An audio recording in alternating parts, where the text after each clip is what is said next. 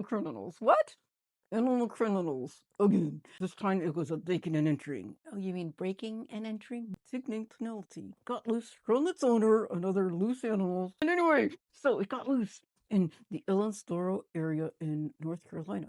And it broke into a house looking for snacks. Yeah, and the owners had to call the deputies. The deputies came out. And you know how they lured Penelope out? I have no idea. With crackers.